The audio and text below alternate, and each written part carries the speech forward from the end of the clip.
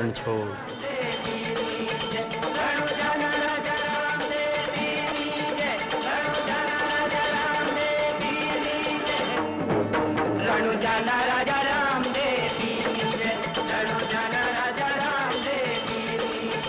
Patel ફિલ્મ્સના banner તળે બનેલી Gujarati film રણુજાના રાજા રામદેવ જ્યારે દિગ્દર્શક વલ્લભ ચોકસીએ તૈયાર કરી અને મુંબઈના નવા ફિલ્મ વિતરક અમૃત સોની દ્વારા અમદાવાદના ધી કાંટા રોડ પરના લક્ષ્મી ટોકીઝમાં રજૂ કરી એ અરસામાં ગુજરાત સરકારે ગુજરાતી ફિલ્મના સર્જનમાં વેગ આવે તે હેતુ સાથે માત્ર ગુજરાતી ફિલ્મ જે ગુજરાતની ધરતી પર ગુજરાત સ્થિત ફિલ્મ સ્ટુડિયો અને સ્ટુડિયોના સાધન સામગ્રીથી બની હોય તેને 100% મનોરંજન કર મુક્તિનો લાભ મળી શકે તેવી જાહેરાત કરી।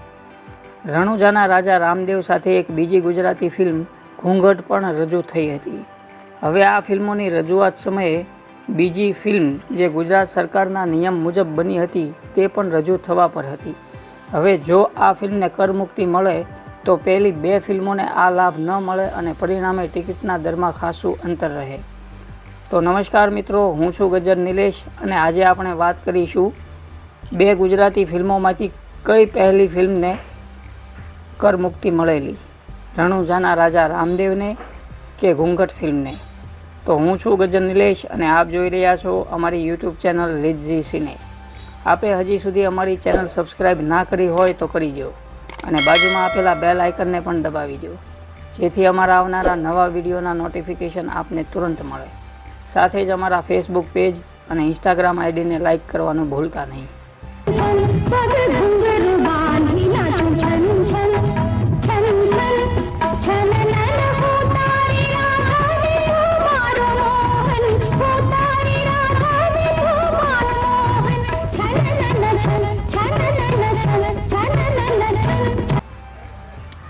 જ્યારે મનોરંજન કરમુક્તિનો અમલ કરાયો નહોતો ત્યારે ગુજરાત સરકાર દર વર્ષે બે હિન્દી ફિલ્મોને મનોરંજન કરમાંથી મુક્તિ આપતી હતી અને એ માટે એક ખાસ સમિતિની રચના પણ કરી હતી જેના ચેરમેન શ્રી સતીશ કાલેલકર હતા અને અન્ય સભ્યોમાં સર્વશ્રી વિજય ભટ્ટ, સંગીતકાર કલ્યાણજીભાઈ, સરસ્વતી ચંદ્ર ફિલ્મથી જાણીતા બનેલા ગોવિંદ સરૈયા જેવી વ્યક્તિઓ હતી।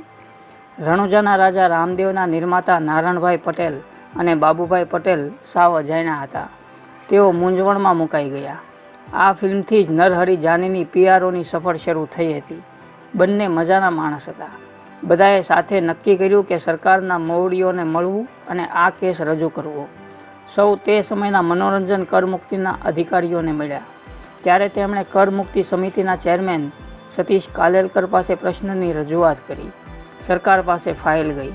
આખરે રણુજાના રાજા રામદેવ અને ઘૂંઘટ બંને ફિલ્મોને અપાતો હતો તે નિયમ હેઠળ એ લાભ આ બંને ગુજરાતી ફિલ્મને અપાય તેવું નક્કી થયું। એ પછી બંને ફિલ્મોને સમિતિએ જોઈ અને મનોરંજન કરમુક્તિને પાત્ર નથી એમ કહી ફિલ્મોને ફગાવી દીધી। નિર્માતાઓ ફરી કાલેલકરને મળ્યા કે સરકારની મનોરંજન કરમુક્તિ સામે તમારે આ બંને ફિલ્મોને કરમુક્તિ આપવી જ જોઈએ। ત્યારે કાલેલકરે ફિલ્મ ઉતરતી કક્ષાની છે એમ કહી નિર્માતાઓને જવા માટે કહ્યું।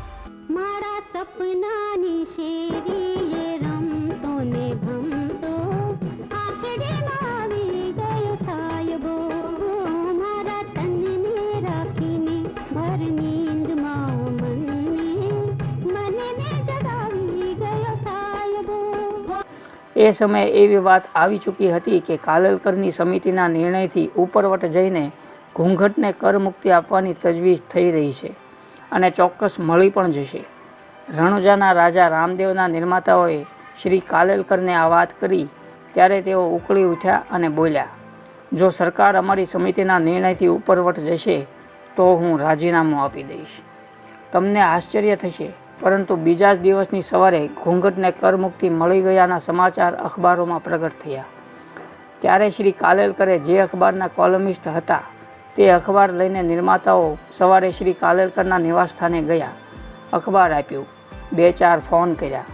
તેઓ ગુંગવાયેલા હતા ત્યારે પટેલ નિર્માતાઓએ દાણો ચાપ્યો, સાહેબ હવે તો સમિતિમાંથી રાજીનામું આપશો ને? તમને આશ્ચર્ય થશે, સમિતિનો સંકેલો કરી લેવાયો। તરત નિર્માતાઓ ગાંધીનગર સચિવાલયમાં ગયા ઘૂંઘટને કરમુક્તિ મળે તો રણુજાના રાજા રામદેવને શા માટે નહીં? અને ફિલ્મ રિલીઝ થઈ તે પછીના ત્રણેક દિવસે આ ફિલ્મને પણ કરમુક્તિ મળી. તો મિત્રો, રણુજાના રાજા રામદેવની આવી ઘણી બધી વાતો છે કે જે આપણે આગળ પણ કરતા રહીશું. તો આ વાત તમને ખ્યાલ હતી કે કેમ તે અમને કોમેન્ટ કરીને જણાવશો, અને આવી અજાણી માહિતી પણ હું આપને આપતો રહીશ. તો આપ અમારી ચેનલ પર પહેલીવાર વિડીયો જોઈ રહ્યા હો તો અત્યારે જ અમારી ચેનલને સબસ્ક્રાઈબ કરી દો અને બાજુમાં આપેલા બેલ આઇકનને પણ દબાવી દો, જેથી અમારા આવનારા નવા વિડીયોના નોટિફિકેશન આપને તુરંત મળે. સાથે જ અમારા ફેસબુક પેજ અને ઇન્સ્ટાગ્રામ આઈડીને લાઇક કરવાનું ભૂલતા નહીં. Thank you. પાપની બેડલી બુડે રે બુડે.